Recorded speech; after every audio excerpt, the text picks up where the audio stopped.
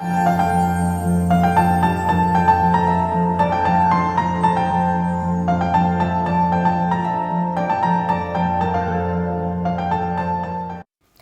Wake up जिंदगी में सबसे पहले रुक करते हैं उन खबरों का जो इस वक्त फ्रंट पेज का हिस्सा बनी है। आज जिन्होंने फ्रंट पेज का हिस्सा बनी है, सबसे पहले बात करेंगे आर्मी कैंप पर हमला, 2 मेजर समेत 7 शहीद, महिला बच्चों को बंधक बनाने की कोशिश। तो ये खबर छपी है दैनिक भास्कर में, जहां पर उड़ी हमले के 72 दिन बाद सेना पर फिर एक बड़ा हमला हुआ है और पुलिस वर्दी में आए आतंकियों ने मंगलवार सुबह नगरोटा के आर्मी कैंप पर हमला किया है। इसमें मेजर कुणाल गोसावी, मेजर अक्षय गिरीश और 5 जवान शहीद हो गए हैं। और दूसरी खबर छपी है काले धन से जुड़ी हुई। एक और खबर छपी है हाजी अली के मजार कक्ष तक पहुंची महिलाएं। तो कल पहली बार हाजी अली के मजार के कक्ष पर महिलाओं का जो जाना है उसको मंजूरी दे दी गई है। करीब 4.5 साल बाद महिलाओं के एक समूह ने मंगलवार को हाजी अली दरगाह के मजार कक्ष के अंदर प्रवेश किया और महिलाओं ने मुस्लिम संत सईद हाजी अली पीर के मजार पर 2 मीटर दूर से ही चादर और फूल चढ़ाकर प्रार्थना की। पिता के घर पर बेटे का कानूनी हक नहीं, ये एक नया कानून पास हुआ है कि पिता के घर पर अब बेटे का कोई कानूनी हक नहीं होगा। और संसद की सुरक्षा से खिलवाड़ के दोषी पाए गए भगवंत मान। लोकसभा की एक जांच समिति ने संसद की सुरक्षा के साथ खिलवाड़ किए जाने के मामले में पंजाब के संगरूर से आम आदमी पार्टी के सांसद भगवंत मान को दोषी पाया है। मान ने संसद के अधिवेशन के दौरान फेसबुक पर संसद का लाइव वीडियो शेयर किया था। आर्मी कैंप पर हमला, 2 मेजर समेत 7 जवान शहीद। ये कल की बड़ी खबर है। आतंकी हमले हुए हैं जिसमें 2 मेजर और 5 जवान शहीद हो गए हैं।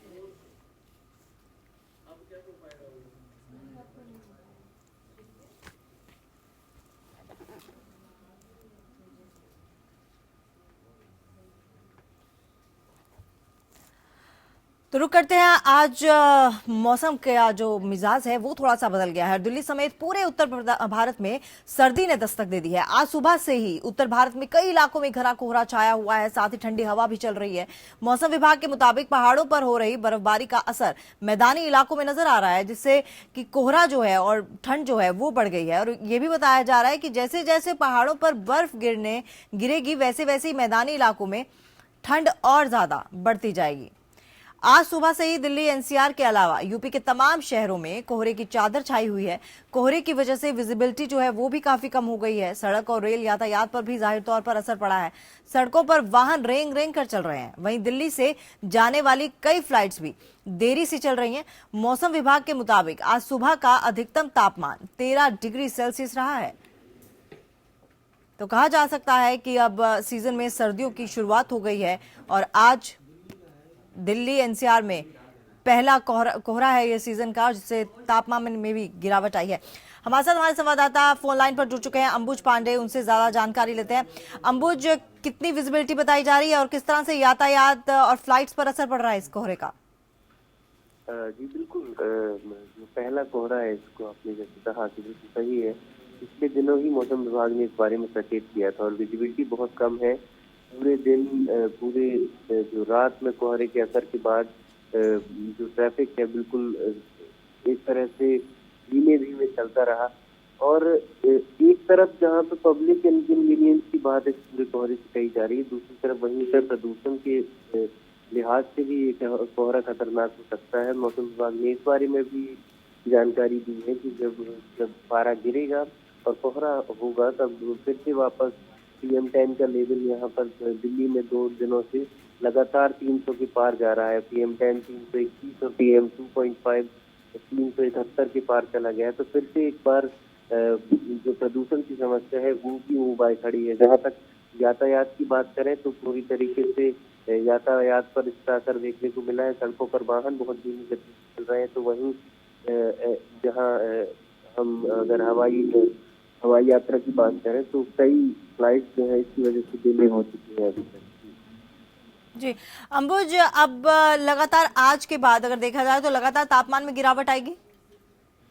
जी बिल्कुल, मौसम विभाग पहले ही कह चुका है कि इसके बाद लगातार गिरावट आएगी। अभी तक दिल्ली का मिनिमम जो इस सीजन का तापमान गया है वो 9.7 डिग्री गया है, और इसके बाद अभी मौसम विभाग अनुमान लगा रहा है कि दिसंबर के पहले हफ्ते में लगातार ये और गिरेगा। तो इससे ये अंदाजा लगाया जा सकता है कि अभी ये समस्या कुछ दिनों तक होने वाली है। मौसम विभाग ने ये भी कहा कि 4 तारीख तक लगातार और घना कोहरा देखने को मिलेगा, तो ये समस्याएं अभी बनी रहने की पूरी आशंका है।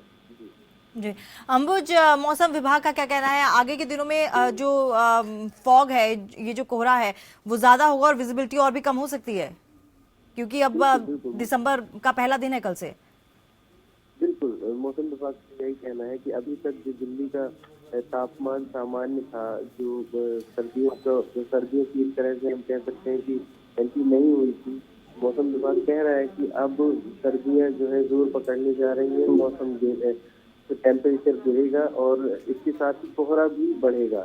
तो अभी फिलहाल मौसम विभाग की जानकारी जितनी हमारे पास है, उन्होंने कहा कि दिसंबर के पहले हफ्ते में तो कोहरा लगातार बढ़ते क्रम में ही दिखेगा, तो उससे समस्याएं पैदा हो सकती हैं।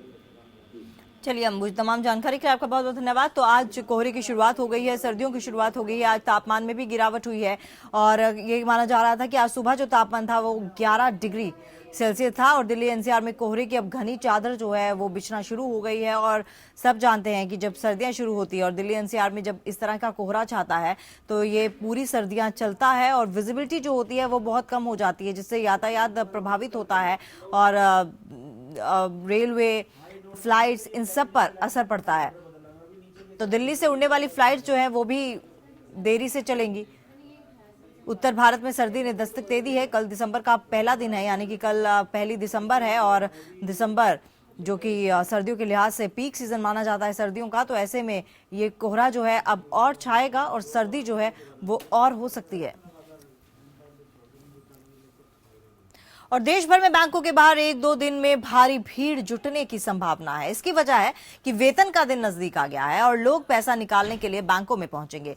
वहीं नोटबंदी का आज 22वां दिन है। इससे पहले कल मंगलवार के दिन भी एटीएम में पैसे नहीं थे, बाहर लोगों की लंबी लाइन लगी हुई थी। केंद्र और राज्य सरकारें अपने कर्मचारियों के खाते में आजकल में वेतन का पैसा डालेंगे, साथ ही पेंशन भोगियों के खाते में भी इस दिन पैसा आएगा। अकेले केंद्र सरकार के कर्मचारियों की संख्या 50 लाख है, वहीं पेंशन भोगियों की संख्या 58 लाख है।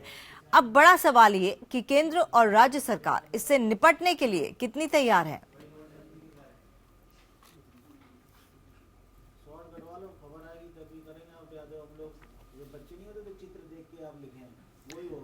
और संसद सत्र का शीतकालीन सत्र लगातार हंगामे की भेंट चढ़ रहा है। नोटबंदी को लेकर विपक्ष की लामबंदी के चलते संसद में कामकाज भी ठप पड़ गया है।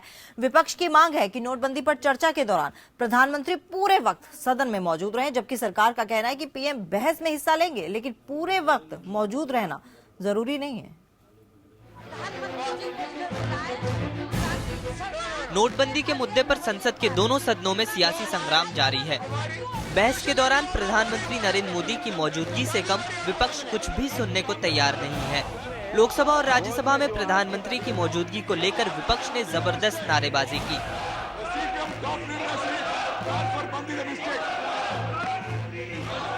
लोकसभा में विपक्ष ने मुद्दा उठाया। विपक्ष नोटबंदी पर चर्चा और मत विभाजन की मांग कर रहा है, जबकि सरकार सिर्फ बहस कराने पर अड़ी है। जो नोटबंदी पर जो चर्चा हो रही थी वो अभी पूरे जिस चर्चा पर बहस हो रही थी, तो जो चर्चा हो रही थी अभी तक वो पूरी नहीं हुई है। और तो चर्चा शुरू करो, चर्चा शुरू करो, प्रधानमंत्री जी को चर्चा शुरू करो, आना चाहिए, शुरू करो, प्रधानमंत्री जी को इधर आना चाहिए। नहीं। एकजुट विपक्ष सदन में बहस के दौरान प्रधानमंत्री की मौजूदगी चाहता है। सरकार बार बार कह रही है कि प्रधानमंत्री बहस में हिस्सा लेंगे, लेकिन विपक्ष उन्हें तुरंत बुलाने की मांग पर अड़ा है। मैंने ये भी कहा प्रधानमंत्री आएंगे, बहस में जरूर हस्तक्षेप करेंगे और बाद में बहस का उत्तर संबंधित मंत्री, वित्त मंत्री देंगे। नोटबंदी पर जबरदस्त हंगामे और नारेबाजी के कारण संसद के दोनों सदनों की कार्यवाही कई बार बाधित हुई। हंगामा बंद नहीं होता देख लोकसभा और राज्यसभा को दिन भर के लिए स्थगित कर दिया गया। Bureau report, APN। तो नोटबंदी के बाद केंद्र सरकार अब अघोषित आय वालों पर शिकंजा कसने जा रही है। वित्त मंत्री अरुण जेटली ने लोकसभा में आयकर संशोधन बिल पेश किया था, जिसे लोकसभा में पास कर दिया गया है। इस संशोधन बिल में अघोषित आय पर टैक्स, सरचार्ज और पेनल्टी लगाने का प्रस्ताव है। यदि ये बिल संसद में पास हो गया तो अघोषित आय के तहत बैंक में धन जमा करवाने वालों को अपना काला धन सफेद करने का एक मौका और मिल गया है। वहीं ये भी समझा जा रहा है कि इस संशोधन में सरकार की जनधन खातों में जमा हुए काले धन पर भारी भरकम टैक्स वसूलने की तैयारी है। लोकसभा में शोरगुल के बीच वित्त मंत्री अरुण जेटली ने आयकर संशोधन विधेयक पेश कर दिया। विधेयक में अघोषित आय पर 30% सेस, 33% पेनल्टी और 10% सरचार्ज वसूलने का प्रस्ताव दिया गया है। इस सरचार्ज को प्रधानमंत्री गरीब कल्याण योजना सेस का नाम दिया गया। तो वहीं दूसरी ओर अगर कोई व्यक्ति अपनी आय की घोषणा नहीं करता और पकड़ा जाता है तो उसे 85% तक कर का भुगतान करना होगा। आर्थिक मामलों के जानकारों का कहना है कि बैंक में जमा अघोषित रकम पर 30% टैक्स के ऊपर आपको 10% पेनल्टी तो देनी ही होगी, 33% का सरचार्ज भी देना होगा। आयकर विभाग यदि इस अघोषित आय को खुद पकड़ता है तो 75% टैक्स और 10% पेनल्टी का प्रावधान है, यानी कुल 85% टैक्स देना पड़ सकता है। अभी ये साफ नहीं हुआ है कि अपना कालाधन बैंक खाते में जमा कराने वालों के ऊपर कोई कानूनी कार्रवाई होगी या नहीं। दरअसल जनधन खातों में हजारों करोड़ रुपए जमा होने की खबरें भी आ रही हैं। माना जा रहा है कि ज्यादातर मामलों में यह रकम अघोषित रकम है जो जनधन धारकों के खातों में जमा करवाई गई है। नोटबंदी के बाद से जनधन खातों में 64,252 करोड़ रुपए जमा हुए हैं। अब सरकार इस संशोधन के जरिए जनधन खातों में जमा हुई रकम पर भी भारी भरकम टैक्स वसूलने की तैयारी में है। इस बिल की सबसे खास बात यह है कि 2.5 लाख रुपए से अधिक की अघोषित आय का 25% सरकार गरीब कल्याण योजना के फंड में जमा करेगी। इस राशि को शिक्षा, स्वास्थ्य और इंफ्रास्ट्रक्चर पर खर्च किया जाएगा। ये स्कीम PM गरीब कल्याण योजना के तहत लॉन्च की जा रही है। सरकार ने अघोषित आय पर करीब 75% टैक्स लगाने का फैसला लिया है। अघोषित राशि का 25% हिस्सा ही निकाला जा सकेगा। इस विधेयक को कालेधन को सफेद में बदलने के एक मौके के तौर पर देखा जा रहा है। कम टैक्स संशोधन अधिनियम 8 नवंबर की रात को नोटबंदी के ऐलान के बाद हुए लेन देन पर यह कानून लागू होगा। इस संशोधन को ब्लैक मनी रखने वालों के लिए एक और मौके की तरह देखा जा रहा है। बिल में नोटबंदी के बाद बैंकों में जमा रकम पर कितना जुर्माना लगना है, इस बारे में साफ किया गया है। इस बिल को मनी बिल की तरह पेश किया गया, जिससे राज्यसभा में बिल पास होने में समस्या नहीं होगी। यही नहीं, बिल के मुताबिक अघोषित आय जमा करने वालों का नाम उजागर नहीं किया जाएगा। इसके अलावा 30 दिसंबर तक गरीब कल्याण योजना को बंद करने की भी योजना है। नई डिस्क्लोजर स्कीम के अलावा मौजूदा आयकर कानून के सभी नियम लागू होंगे। Bureau report, APN। और RBI ने नोटबंदी के 20 दिन बाद यानी 29 नवंबर से बैंकों से कैश निकालने की लिमिट खत्म कर दी, लेकिन इसके साथ ही शर्त भी रख दी। शर्त के मुताबिक आप लीगल नोटों में जितना जमा करेंगे उतना ही ज्यादा रकम निकाल सकेंगे। इससे पहले बैंक अकाउंट से एक दिन में 10,000 और एक हफ्ते में 24,000 रुपए निकाल सकते थे। RBI के मुताबिक नकदी निकालने पर बंदिश होने के कारण लोग नए नोटों को जमा नहीं कर रहे थे। इससे नए नोट बाजार में नहीं पहुंच पा रहे थे। लिहाजा अब ये फैसला लिया गया है कि लोग जितने नए नोट जमा करेंगे उतने नए नोट निकाल भी सकेंगे। इससे पहले बैंक अकाउंट से एक दिन में 10,000 और एक हफ्ते में 24,000 रुपए ही निकाले जा सकते थे। अब ये लिमिट हटा दी गई है। RBI के नए फैसले के बाद अब 29 नवंबर से या उसके बाद अगर आप लीगल टेंडर वाले नोट यानी 10, 20, 50 और 100 के पहले से चलन में मौजूद नोट और 500 और 2000 के नए नोटों के रूप में जितना जमा करेंगे, पैसा निकालने की लिमिट उतनी ही बढ़ेगी। यानी अगर आपने 10, 20, 50, 100 या 500 और 2000 के नए नोटों के रूप में 4,000 रुपए जमा किए हैं तो पैसे निकालने की आपकी लिमिट 28,000 रुपए हो जाएगी। RBI ने पब्लिक प्राइवेट सेक्टर सहित सभी बैंकों के चेयरमैन, MD और CEO को नोटिफिकेशन जारी कर दिए है। 9 नवंबर से अब तक बैंकों और ATM से लोगों ने 2.16 लाख करोड़ रुपए निकाले हैं, जबकि इसी अवधि में बैंकों में 8.11 लाख करोड़ रुपए जमा हुए हैं। Bureau report, APN। काला धन खत्म करने और देश में पारदर्शिता बढ़ाने का वादा करने वाले प्रधानमंत्री नरेंद्र मोदी ने बीजेपी के विधायकों और सांसदों से भी उनके बैंक अकाउंट की डिटेल्स मांगी हैं। सूत्रों के मुताबिक प्रधानमंत्री ने पार्टी के विधायकों और सांसदों से कहा है कि वो 8 नवंबर से 31 दिसंबर के बीच की बैंक अकाउंट स्टेटमेंट्स पार्टी अध्यक्ष अमित शाह को सौंप दें। इससे 1 जनवरी तक जमा कराना होगा। नोटबंदी के तुरंत बाद बीजेपी पर बिहार के कई जिलों में जमीन खरीदने के आरोपों के बीच प्रधानमंत्री नरेंद्र मोदी ने एक नया दांव चला है। प्रधानमंत्री नरेंद्र मोदी ने बीजेपी सांसदों और विधायकों से उनके खाते से हुए लेन देन की जानकारी मांगी है। बीजेपी संसदीय दल की बैठक में सभी सांसदों और विधायकों से 8 नवंबर से 31 दिसंबर तक उनके खातों से होने वाले लेन देन का पूरी जानकारी देने को कहा गया है। बीजेपी संसदीय दल की बैठक में सभी सांसदों और विधायकों से 8 नवंबर से 31 दिसंबर तक उनके खातों से होने वाले लेन देन की पूरी जानकारी देने को कहा गया है। खातों से जुड़ी सारी जानकारी पार्टी अध्यक्ष अमित शाह को देने का निर्देश दिया गया है। इसके लिए 1 जनवरी की समय सीमा तय की गई है। इन सब के बीच नोटबंदी पर विपक्ष के आरोपों का जवाब देते हुए बीजेपी ने कहा कि सरकार का मकसद कमजोर वर्ग को मजबूत करना है। इनकम टैक्स के लिए संशोधन ला रहे हैं, वो काला धन को सफेद करने वाले काम नहीं है, लेकिन गरीब से लूटा हुआ जो पैसा है वो गरीब को वापस देने वाला, गरीब कल्याण के लिए खर्च करने वाला एक पहल है। बीजेपी संसदीय दल की बैठक में पार्टी नेताओं से कहा गया कि सरकार का संघर्ष काले धन के खिलाफ है और इनकम टैक्स में जो संशोधन है वो गरीबों का कल्याण करने वाला है। हालांकि पार्टी सांसदों और विधायकों को मिले निर्देश में कुछ खामियां भी है।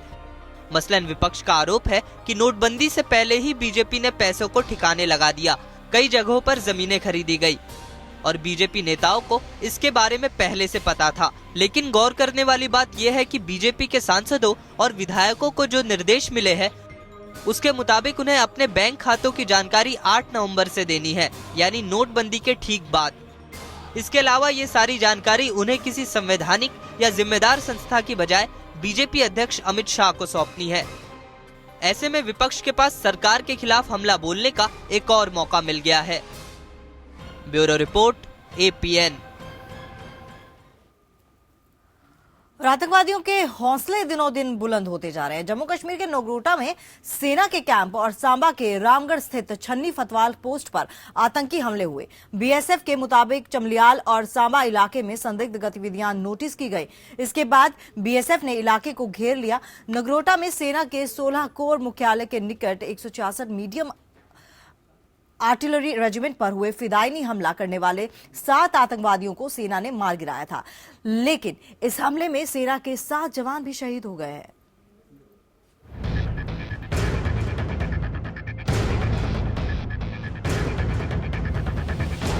सुबह 5:45 बजे हाईवे के पास रेजिमेंट के गेट पर ग्रेनेड धमाके ने एक बार फिर नगरोटा में दहशत फैला दी। भारी मात्रा में हथियारों से लैस 3 आतंकवादी सुबह किसी वाहन में श्रीनगर की ओर से आए और उन्होंने अति संवेदनशील नगरोटा कोर मुख्यालय के निकट जम्मू कश्मीर हाईवे पर बलिनी पुल के पास सेना की रेजिमेंट पर हमला कर दिया। हमले के बाद सेना ने पूरे इलाके को घेर लिया। आतंकवादियों के खिलाफ कार्रवाई शुरू कर दी। इस मुठभेड़ में सेना के जवानों को अपनी शहादत देनी पड़ी। जो इनिशियल कांटेक्ट हुआ उस कांटेक्ट में हमारा एक बहादुर ऑफिसर और 3 जवान शहीद हुए। उस फायर फाइट के दौरान हमारा एक ऑफिसर और 2 जवान और शहीद हुए। अहिल शरीफ साहब बड़े ब्लेज ऑफ ग्लोरी में जाना चाहते थे या बाजवा साहब बड़े धमाके के साथ आना चाहते थे, ये तो कहना मुश्किल है, लेकिन फैक्ट ये है कि आज के दिन पाकिस्तान की डीप स्टेट ने, मिलिट्री ISI कॉम्प्लेक्स ने एक बहुत ही एम्बिशियस और बहुत ही खतरनाक हमला करने की कोशिश की है।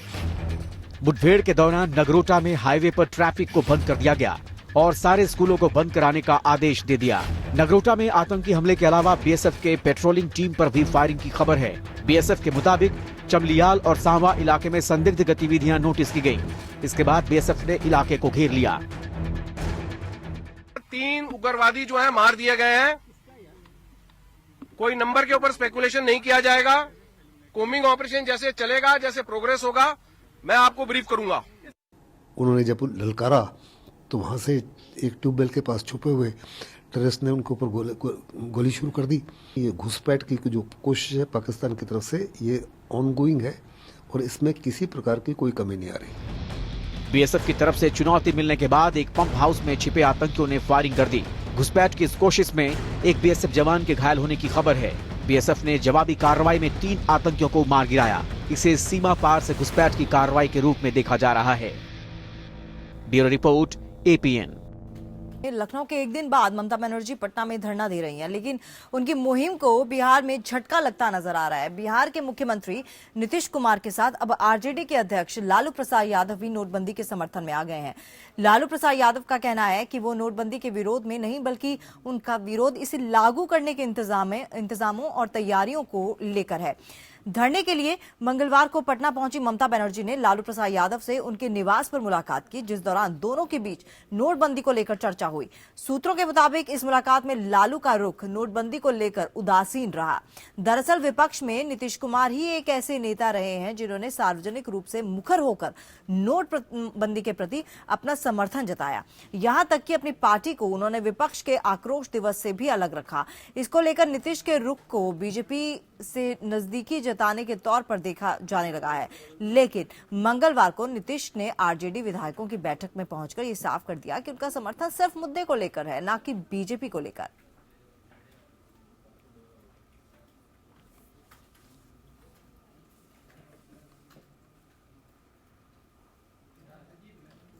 और नोटबंदी के खिलाफ मोदी सरकार का विरोध कर रही पश्चिम बंगाल की मुख्यमंत्री ममता बनर्जी ने मंगलवार को लखनऊ में जोरदार हुंकार भरी। मुख्यमंत्री अखिलेश यादव से नोटबंदी के खिलाफ समर्थन हासिल करने के बाद ममता बनर्जी ने चुनौती देते हुए कहा कि हिम्मत है तो मोदी सरकार उन्हें गिरफ्तार करे। ममता को सपा का समर्थन तो मिला, लेकिन अखिलेश यादव ममता के मंच से दूरी बनाए रखे। अखिलेश यादव की जगह उनके करीबी विधायकों और मंत्रियों ने ममता का साथ दिया। नोटबंदी के 21वें दिन पश्चिम बंगाल की सीएम ममता बनर्जी ने मोदी सरकार की खूब खिंचाई की। लखनऊ के 1090 चौराहे पर जनसभा में ममता बनर्जी ने आरोप लगाया कि अपनी काली कमाई को ठिकाने लगाने के बाद ही बीजेपी के नेताओं ने नोटबंदी लागू कराई है। ममता बनर्जी ने लोगों से कहा कि बीजेपी ने नोटबंदी करके लोगों को मुसीबत में डाला है, तो आप बीजेपी के लिए वोट बंदी करें। एक बात है, आप दिए है और छीन के लिया भी है। आपको जैसा देने का भी पावर है, छीन को लेने का भी पावर है। आपको जैसा नोटबंदी में आप खिलाफ हैं, नोटबंदी भी करना है। ममता बनर्जी ने कहा कि वो नोटबंदी वापस होने तक लड़ती रहेंगी और मोदी सरकार की हिम्मत है तो उन्हें गिरफ्तार करें। रैली में ममता ने प्रधानमंत्री नरेंद्र मोदी के खिलाफ लोगों से नारे भी लगवाए। पूरा देश में आवाज उठाना जरूरी है। हम तो लड़ाई करते रहे, लड़ाई करते रहूंगी भी। हम चाहते हैं, हमारा कोई लेना देना नहीं है। हम इसी के लिए कहने के लिए आए हुए हैं, जो जनता के पास में है उनको समर्थन करना जरूरी है, जो जनता के साथ में नहीं है उसको आप हटा दो। ममता को यूपी में समर्थन तो मिला, लेकिन रैली में ना तो उनके कार्यकर्ता दिखाई दिए और ना ही समर्थन देने वाले यूपी के मुख्यमंत्री अखिलेश यादव। रैली में आने वाले लोग भी बाहरी थे। ममता बनर्जी की चुनौती पर बीजेपी ने पलटवार किया कि नोटबंदी से ईमानदार लोगों को कोई परेशानी नहीं है। उधर समाजवादी पार्टी ने कहा है कि वह नोटबंदी पर ममता बनर्जी के साथ खड़ी रहेगी।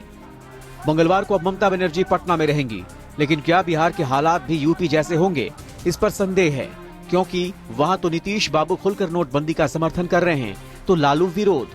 ये भी देखना होगा कि ममता और अखिलेश यादव का मेल महज नोटबंदी तक है या फिर ये आगे भी कायम रहेगा। अभिषेक पांडे, एपीएन, लखनऊ। और हमारे साथ हमारे संवाददाता विक्रम जुड़ चुके हैं लाइव पटना से। अभिषेक पांडे माफ कीजिएगा, जुड़ चुके हैं लखनऊ से लाइव। उनसे ज्यादा जानकारी लेते हैं। अभिषेक, आपसे जानना चाहेंगे, जिस तरह से कल लखनऊ और आज पटना, क्या भारी भीड़ जुड़ने के आसार लग रहे हैं? क्योंकि इतना ज्यादा जनाधार तो उनका नहीं है ममता बनर्जी का। देखिए, इस बात को समझना होगा कि उत्तर प्रदेश में ममता बनर्जी का अपना कोई स्ट्रेंथ नहीं है, उनकी पार्टी का अपना कोई खास वजूद नहीं है।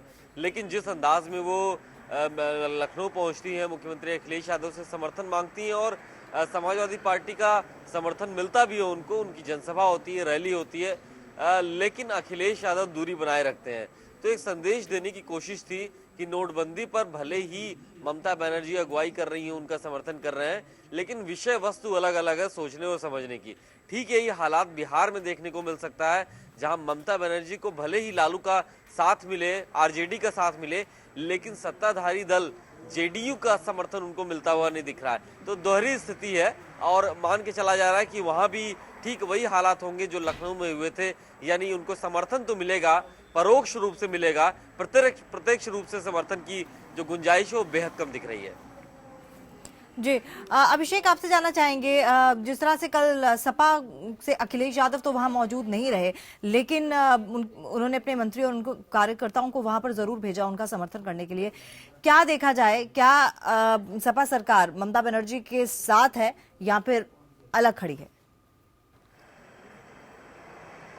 देखिए, कम से कम नोटबंदी के विषय पर और काले धन को लेकर के, भ्रष्टाचार को लेकर के सभी पार्टियों के सुर एक जैसे हैं, लेकिन नोटबंदी को वापस कराने का जहां तक मामला है, मोदी सरकार की जबरदस्त आलोचना करने का मामला है, चाहे फिर वो संसद हो या फिर संसद के बाहर हो, वहां पर सबके तरीके अलग हो जाते हैं। उत्तर प्रदेश में अगले साल विधानसभा चुनाव होना है और ऐसे में अगर समाजवादी पार्टी के जरिए ये संदेश बाहर तक पहुंच जाता है, कार्यकर्ताओं तक चला जाता है कि केंद्र सरकार के इस फैसले जिसमें काले धन और भ्रष्टाचार को लगाम लगाने के लिए कोशिश की जा रही है, वहां पर समाजवादी पार्टी और उनकी सरकार दिक्कत पैदा कर रही है, तो ये खुद पार्टी के लिए दिक्कत हो सकती है। इसीलिए मैंने कहा कि परोक्ष रूप से समर्थन दिया गया है, यानी भ्रष्टाचार और काले धन के नाम पर तो समर्थन दिया जा रहा है कि यह खत्म होना चाहिए, लेकिन नोटबंदी के इश्यू पर समाजवादी पार्टी का अपना सुर अलग है और इसीलिए ममता बनर्जी आती हैं, उनको अखिलेश यादव के जो करीबी विधायक हैं, मंत्री हैं, समाजवादी पार्टी के नेता हैं, वो समर्थन देते हैं, लेकिन अखिलेश यादव मंच से दूरी बनाए रखते हैं। हालांकि इसको सीधे तौर पे कहा जाए तो दो नाव में सवार होने वाली जैसी स्थिति है, क्योंकि उत्तर प्रदेश में चुनाव है और फूक फूक कर समाजवादी पार्टी अपना कोई कदम बढ़ाना चाहती है। जी और अभिषेक, आपसे ये भी जानना चाहेंगे, जिस तरह से ममता बनर्जी लगातार इस मुद्दे के खिलाफ हैं और वो कह रही हैं कि ये फैसला जो है वो रोल बैक होना चाहिए, इसे वापस ले लेना चाहिए सरकार को, जो कि नामुमकिन सा लगता है। और दूसरी तरफ अखिलेश यादव, जिस तरह से प्रधानमंत्री मोदी से भी वो मिले और उन्होंने नोटबंदी के बारे में बात की, लेकिन उनका कहना है कि हम इस मुद्दे के खिलाफ हैं। तो ये दोनों चीजें बटी हुई दिखती हैं, ऐसे में कितना फायदा मिल सकता है विरोधी पार्टियों को? देखिए, एक चीज समझना होगा कि इस नोटबंदी के विषय पर लोगों को तकलीफें तो हो रही हैं, लेकिन कहीं सड़क पे कोई प्रदर्शन नहीं दिख रहा है आम आदमी की तरफ से, यानी लोग परेशान तो हैं लेकिन इस मुद्दे के साथ खुश भी हैं। तो ये बात सभी पॉलिटिकल पार्टी समझ चुकी हैं और इसीलिए वो इस नोटबंदी की प्रक्रिया को लागू करने के तरीकों पर सवाल उठा रहे हैं और इसी बात को लेकर के लगातार प्रधानमंत्री की आलोचना की जा रही है, केंद्र सरकार के फैसले की आलोचना की जा रही है। मुख्यमंत्री अखिलेश यादव मुलाकात करते हैं, सबका यही कहना है कि नोटबंदी को लेकर के तैयारी बेहतर तरीके से नहीं की गई थी, सबके विषय वस्तु अलग अलग है चर्चा करने के। तो जाहिर तौर पर जहां भी चुनाव है, जिन प्रदेशों में चुनाव हुआ है, वहां पर कम से कम गैर भाजपाई जो दल है वो इसको एक मुद्दा बनाने की कोशिश कर रहे हैं, लेकिन कम से कम एक विषय ऐसा है जो जन समर्थन हासिल नहीं कर पा रहे हैं ऐसे जो दल हैं, क्योंकि जो गुस्सा है वो पॉलिटिकल पार्टीज का है, आम आदमी का गुस्सा नहीं है और वो सड़कों पे दिख भी नहीं रहा है। जी चलिए अभिषेक, आप बने रहिए हमारे साथ, आपके पास दोबारा लौटेंगे। तो अगली खबर की ओर रुख करते हैं। योग गुरु बाबा रामदेव अब यूपी के नोएडा में पतंजलि फूड और हर्बल पार्क बनाने जा रहे हैं। इसके लिए वो 1600 करोड़ रुपए का इन्वेस्टमेंट करेंगे। बताया जा रहा है कि इससे सीधे तौर पर 8000 और 80,000 लोगों को परोक्ष रूप से रोजगार मिलेगा। इस पार्क का शिलान्यास अखिलेश यादव आज लखनऊ से करेंगे। कार्यक्रम में बाबा रामदेव के साथ साथ मुलायम सिंह यादव भी मौजूद रहेंगे। ये पार्क 455 एकड़ में बनेगा। यूपी विधानसभा चुनाव में महज कुछ ही दिन बाकी हैं, ऐसे में इस बार भी अंधविश्वास सीएम अखिलेश का पीछा नहीं छोड़ रहा। या यूं कहें कि चुनाव से कुछ समय पहले अखिलेश कोई रिस्क नहीं लेना चाहते, क्योंकि सीएम इस फूड पार्क का उद्घाटन लखनऊ से करेंगे, वो नोएडा नहीं आएंगे। कार्यक्रम का आयोजन लखनऊ के लोक भवन में होगा।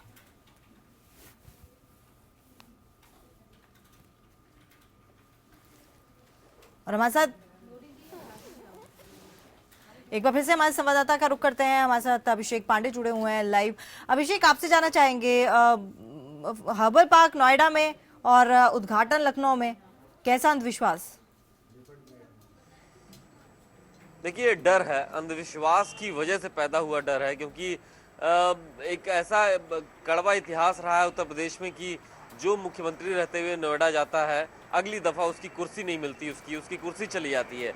और इसी वजह से 2012 के बाद से मुख्यमंत्री अखिलेश यादव नोएडा में कभी किसी कार्यक्रम में शिरकत नहीं किए हैं। शुरुआत इसकी हुई थी, इस परंपरा की, अखिलेश यादव की तरफ से यमुना एक्सप्रेसवे का जब उद्घाटन था तो उन्होंने लखनऊ में बैठे बैठे उसका उद्घाटन कर दिया। उसके बाद कम से कम 4 ऐसे बड़े आयोजन हुए हैं जो नोएडा में जिनका कार्यक्रम था, जिनका उद्घाटन या शिलान्यास था, लेकिन मुख्यमंत्री अखिलेश यादव नोएडा जाने के बजाय लखनऊ से ही बैठे बैठे उन्होंने कार्यक्रम में शिरकत की। आज फिर वही एक दफा मौका आ रहा है, Patanjali mega park, herbal park का आज शिलान्यास होना है, बाबा रामदेव भी रहेंगे, लेकिन इस दफा फिर से नोएडा से दूरी बनाई गई है। हालांकि ये बेहद चौंकाने वाली बात है कि अब महज 1.5 से 2 महीने ही बचे हुए हैं इस सरकार के, उसके बाद फिर कार्यवाहक मुख्यमंत्री के तौर पर ही अखिलेश यादव को रहना है। लेकिन ये अंधविश्वास है और उसका डर ही है कि आज भी मुख्यमंत्री अखिलेश यादव नोएडा से दूर रहेंगे, लखनऊ में बैठे बैठे इस बड़े आयोजन में शामिल होंगे।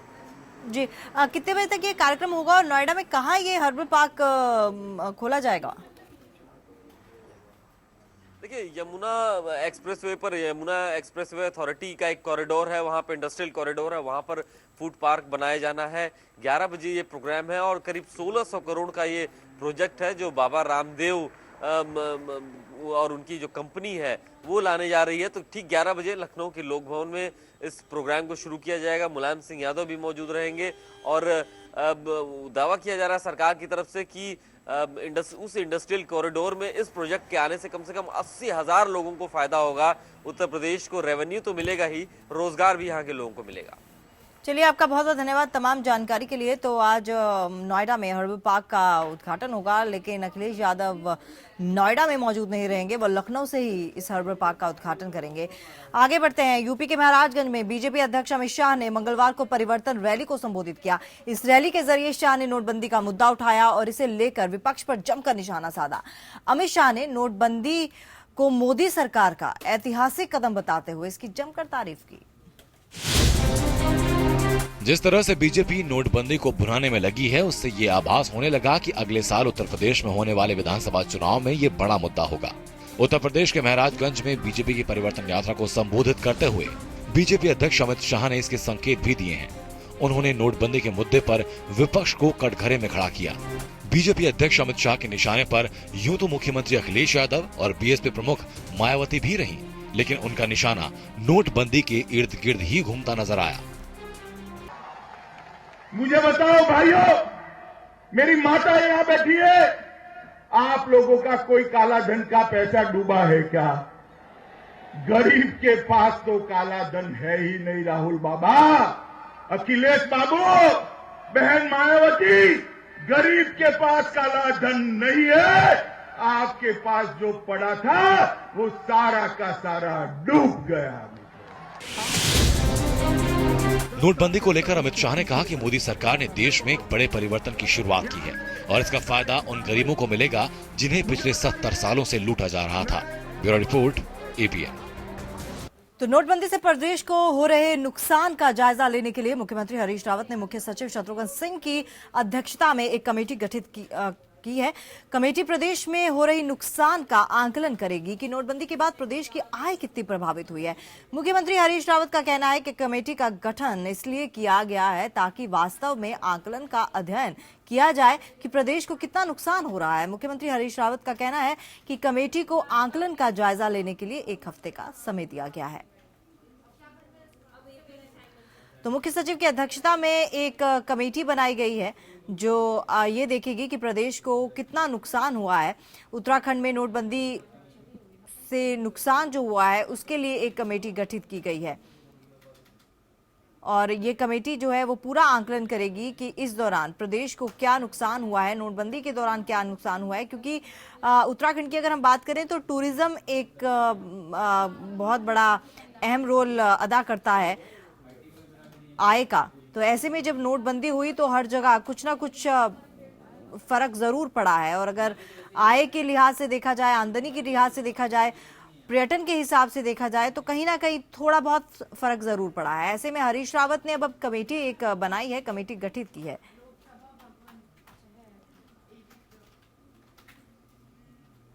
तो कमेटी करेगी नोटबंदी से नुकसान का आंकलन और उसके बाद ये जो रिपोर्ट है वो सौंपी जाएगी। और हरीश रावत ने वित्त मंत्री से भी इस बारे में बात की है। इस चीज को लेकर उन्होंने वित्त मंत्री अरुण जेटली को चिट्ठी लिखी थी। और इस मुद्दे पर बात करने के लिए हमारे साथ जुड़ चुके हैं संवाददाता लाइव मनीष डांगवाल। मनीष, किस तरह से ये कमेटी बनाई गई है और किस तरह से ये पूरा आंकलन करेगी कमेटी?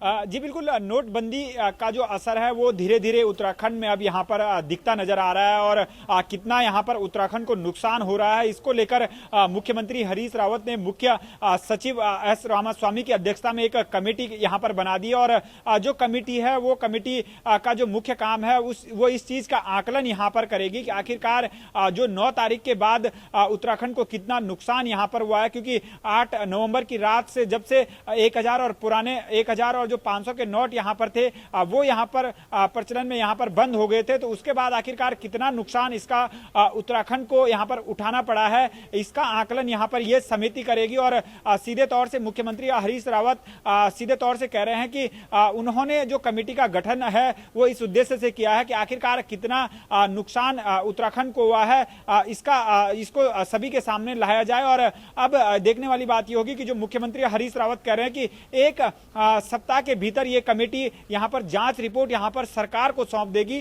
तो अब देखने वाली बात यही होगी कि आखिरकार जो जांच जो कमेटी बनाई गई है क्या कुछ आंकड़े उसमें निकलकर सामने आते हैं और क्या कुछ निकलकर सामने आता है कि कितना नुकसान यहां पर रोजाना यहां पर उत्तराखंड को यहां पर आर्थिक रूप से यहां पर उठाना पड़ रहा है और कितना नुकसान यहां पर ऑल ओवर यहां पर अब तक उत्तराखंड को हो गया है। क्योंकि अगर मुख्यमंत्री हरीश रावत की बात करें तो सीधे तौर से यहां पर मोटे मोटे आकलन के तहत यहां पर कह रहे हैं कि 500 से 700 करोड़ का यहाँ पर नुकसान उत्तराखंड को यहाँ पर हो चला है। अब यहाँ पर जब अब जांच कमेटी यहाँ पर बनाई गई है तो अब देखने वाली बात यही होगी आखिर क्या कुछ आंकड़े यहाँ पर आते हैं जो करोड़ों में नुकसान होने की बात यहाँ पर मुख्यमंत्री हरीश रावत कह रहे हैं वर्बली, वो सच में आंकड़ों में यहाँ पर सामने आती है या नहीं आती है, ये तो कमेटी की जांच रिपोर्ट के बाद ही अब पता। चलिए मनीष, बहुत बहुत धन्यवाद तमाम जानकारी के लिए। और अब झारखंड की क्या बड़ी खबरें हैं ये जानने के लिए रुक करते हैं हमारे रांची के संवाददाता ज्ञान रंजन का।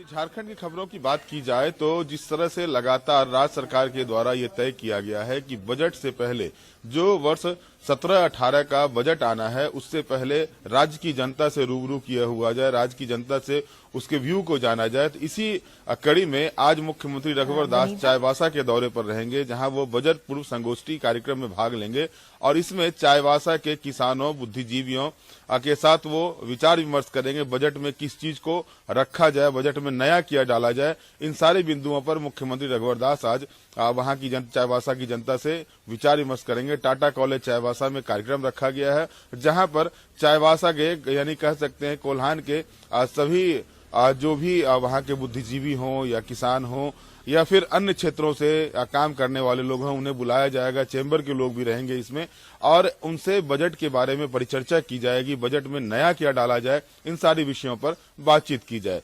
दूसरी अगर खबर की बात करें तो जिस तरह से प्रधानमंत्री नरेंद्र मोदी के फोन आने के बाद राज्य सरकार कैशलेस झारखंड मिशन की शुरुआत करने जा रही है, उसी कड़ी में मुख्यमंत्री रघुवर दास ने जिस तरह से घोषणा की थी कि कैशलेस झारखंड बनाया जाएगा, मंगलवार को प्रधानमंत्री का फोन आया था और उसके बाद मुख्यमंत्री ने सभी डीसी को ये निर्देश जारी करने का आदेश दिया था राज्य के वरीय पदाधिकारियों को। उसी कड़ी में आज राज्य के सभी उपायुक्तों को राज्य मुख्यालय से ये निर्देश जाएगा कि कैशलेस झारखंड का मिशन को कैसे अमली जामा पहनाया जाए और इसी कड़ी में सभी जगह पर पत्र दिए जाएंगे और ये टास्क दिया जाएगा कि दिसंबर महीने तक हर एक जिले के एक प्रखंड को कैशलेस बनाया जा सके। यानी कह सकते हैं कि जो प्रधानमंत्री का मिशन है कैशलेस इंडिया का, उसी कड़ी में झारखंड में भी कैशलेस झारखंड बनाने की कवायद शुरू हो गई है। और इसकी अगर पूरी तरह से बात की जाए तो 2 दिसंबर को मुख्यमंत्री रघुवर दास इसकी शुरुआत भी झारखंड में करने जा रहे हैं, नगरी प्रखंड से वो इसकी शुरुआत करेंगे।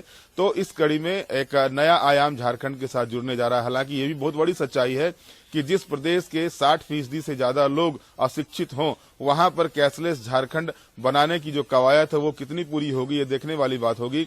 लेकिन प्रधानमंत्री के निर्देश के बाद चलिए, बहुत बहुत धन्यवाद तमाम जानकारी के लिए और उत्तराखंड की तमाम खबरों को हमारे तक पहुंचाने के लिए।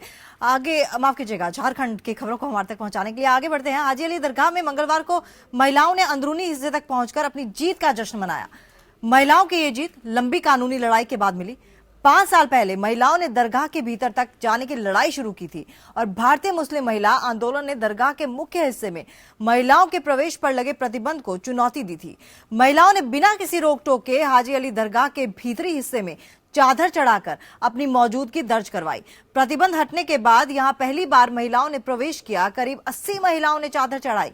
महिलाओं ने अपनी जीत के लिए अदालत और लोगों का शुक्रिया अदा किया, लेकिन उनकी लड़ाई अभी और भी है। 5 साल पुरानी लड़ाई मंगलवार को अपने मुकाम पर पहुंच गई।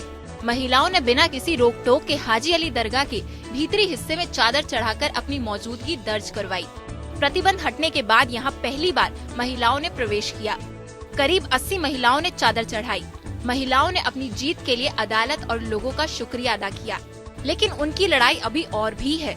हम अंदर गए, हमने हमारी जियारत पढ़ी, हमने हमारी प्रेयर्स पढ़ी, हमने हाजी अली ट्रस्ट की चाय भी पी। उन्होंने हमें चाय पिलाई, उन्होंने हमारी एक तरह से हॉस्पिटैलिटी की। आज हमारे लिए बहुत खुशी का दिन। सुप्रीम कोर्ट ने इसी साल 24 अक्टूबर को दरगाह के अंदरूनी हिस्से में महिलाओं को जाने की मंजूरी दी थी। सुप्रीम कोर्ट ने कहा था कि अगर दरगाह के एक हिस्से तक पुरुषों को जाने की इजाजत है और महिलाओं को नहीं, तो ये दिक्कत की बात है। बॉम्बे हाई कोर्ट ने 26 अगस्त को दरगाह में महिलाओं को मजार तक जाने की मंजूरी दी थी। इसके बाद मामला सुप्रीम कोर्ट पहुंचा था। मामले की सुनवाई के दौरान दरगाह की ओर से बताया गया था कि ट्रस्ट ने प्रस्ताव पास किया है कि बॉम्बे हाई कोर्ट के आदेश का पालन किया जाए। इस पर प्रधान न्यायाधीश जस्टिस टी.एस. ठाकुर ने कहा था कि अगर ट्रस्ट महिलाओं को प्रवेश देने को तैयार है तो फिर सुप्रीम कोर्ट में सुनवाई की क्या जरूरत है। अब 3 दिसंबर को पुणे की 100 से ज्यादा महिलाएं मार्च करते हुए मुंबई जाएंगी और हाजी अली दरगाह में चादर चढ़ाएंगी। दरगाह में पीर हाजी अली शाह बाखूरी की मजार है। Bureau report, APN। तो अगर आप मोटापे से परेशान हैं तो घबराइए मत, क्योंकि अब मुंबई में ओबेसिटी कैंपेन की शुरुआत हो गई है। इस मुहिम के जरिए मोटापे से जुड़ी सही जानकारी दी जाएगी और मोटापा कम करने के लिए जागरूक भी किया जाएगा। महाराष्ट्र देश का पहला ऐसा राज्य बन गया है जहां पर ओबेसिटी क्लिनिक की शुरुआत की गई है। ओबेसिटी को लेकर कैंपेन का आगाज मुंबई के जेजे हॉस्पिटल से महाराष्ट्र के स्वास्थ्य मंत्री गिरीश महाजन ने की। इस कार्यक्रम में ओबेसिटी के खिलाफ जंग छेड़ने वाली डॉक्टर जयश्री तोंडवलकर अपनी पूरी टीम के साथ मौजूद रहीं। ओबेसिटी की तरफ ये जो कैंपेन शुरू हो रहा है, आज 29 नवंबर 2016 को शुरू हो रहा है, लेकिन मुझे लगता है कि इसमें द चैलेंज इज़ ह्यूज, माउंटेनियरस जैसे बोलते हैं वैसा चैलेंज है। And basically obesity has got lot of myths in public's mind and even doctors' mind at times. So we have to start at all levels of society and we have to go to each and every pocket of society. चलिए अब रुक करते हैं superfast खबरों का। जम्मू कश्मीर में मंगलवार को हुए 2 आतंकी हमले के बाद पाकिस्तान के आतंकवादी संगठन लश्कर-ए-तैयबा के नापाक मंसूबे सामने आए हैं। बताया जा रहा है कि लश्कर-ए-तैयबा के तीनों आतंकी जम्मू के सांबा में चलती ट्रेन में ब्लास्ट या पठानकोट जैसे हमले को अंजाम देना चाहते थे। इसके बाद इनका इरादा ट्रेन या आर्मी कैंप पर इस तरह के केमिकल फेंकने का था जिससे वो जल जाएं। इस हमले में एक मेजर समेत सेना के 7 शहीद हुए हैं।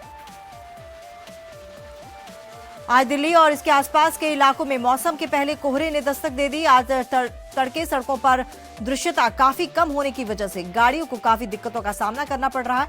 दिल्ली के पश्चिमी उत्तर प्रदेश सहित उत्तर भारत के इलाकों में पारा लुढ़कने के साथ काफी कम विजिबिलिटी देखी गई।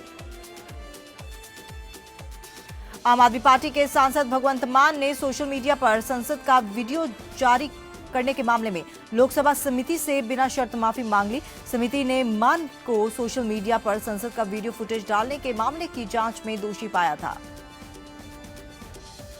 गाजियाबाद के 6 गांव में जमीन अधिग्रहण के मामले में सुप्रीम कोर्ट ने गाजियाबाद विकास प्राधिकरण के उपाध्यक्ष विजय सिंह यादव को अदालत में मंगलवार को पेश होने के आदेश दिए हैं।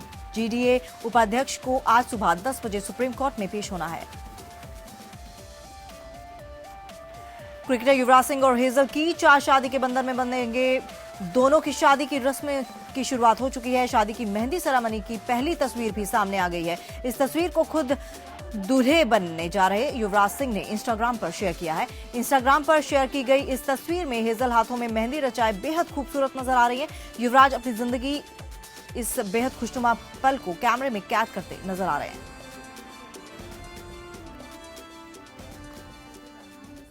तो वेकअप जिंदगी में आज के लिए बस इतना ही, लेकिन खबरों का सिलसिला लगातार जारी है। आप कहीं मत जाइएगा, देखते रहिएगा APN।